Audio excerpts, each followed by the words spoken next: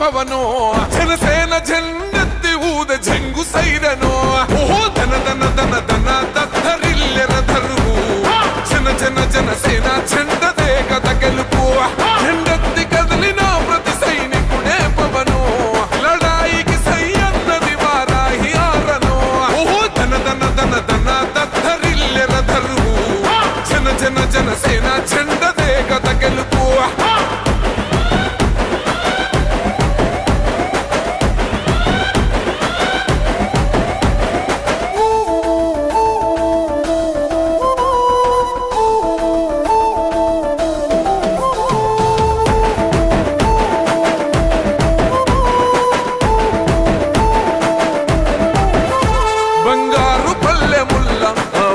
నచ్చలే మనతోని బంది భోజనమే చెయ్యవచ్చు.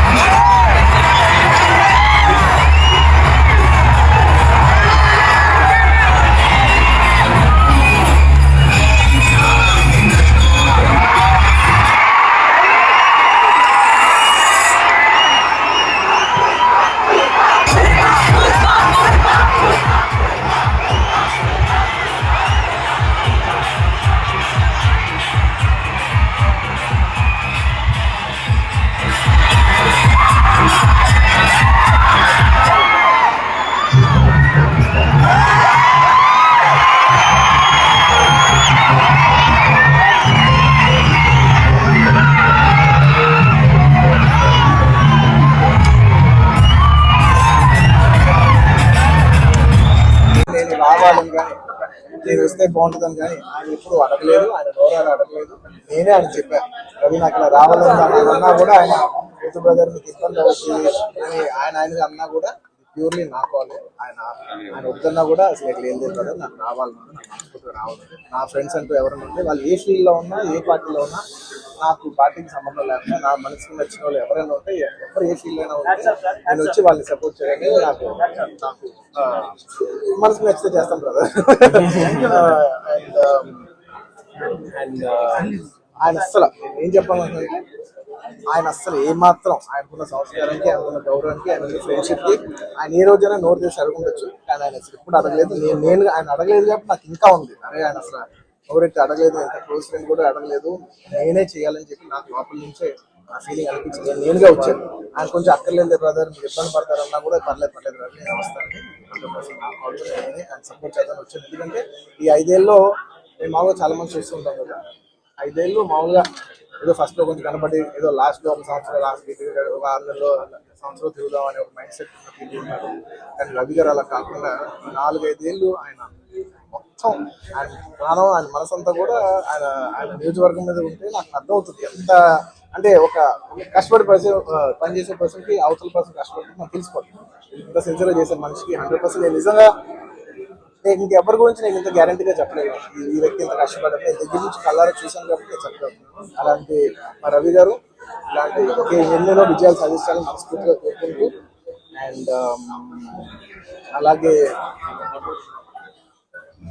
ప్రజలందరూ నచ్చిన వాళ్ళు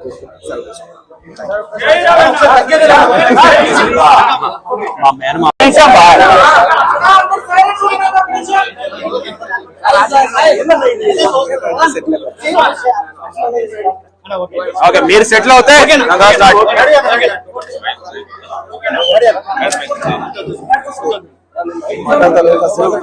మాట్లాడా చెప్పేసి అందరికీ నమస్కారం అండి. ఇవాళ నా ఫ్రెండ్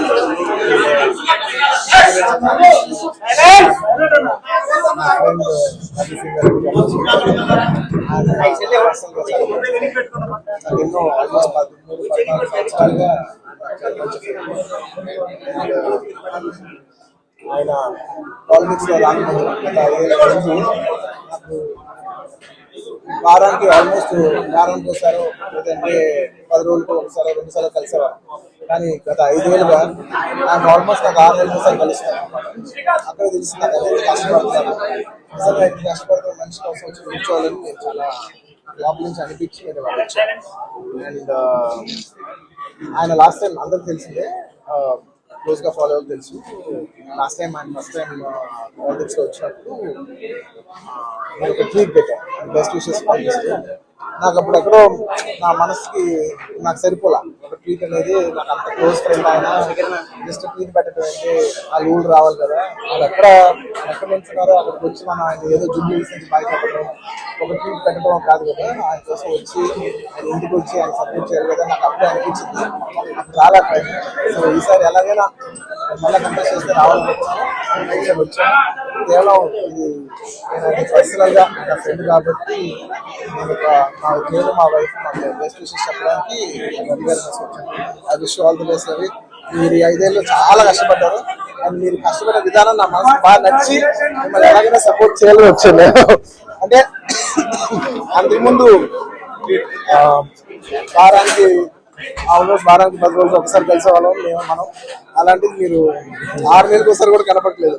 ఎప్పుడైనా ఒక ఊరు ఎప్పుడైనా ఒక సరదాగా వచ్చినా కూడా ఆయన ప్రాణంతో నంద్యాల నన్ను మొత్తం నంద్యాలతో నా రూమ్ లోకి తీసుకొచ్చావు నువ్వు. ఎప్పుడు అదే మూడు. సో అంత కష్టపడే మనిషికి ఖచ్చితంగా విజయం సాధించాలని నేను మనస్ఫూర్తిగా కోరుకుంటూ ఆయనకి కోరికలు కెరియర్ లో ఎన్ని మెట్లునో అవన్నీ ఆయన అచీవ్ చేయాలని ఆయన అచీవ్ చేస్తే నేను చూసి పర్సనల్ భరిస్తాను. I wish you all the best. Thank you so much.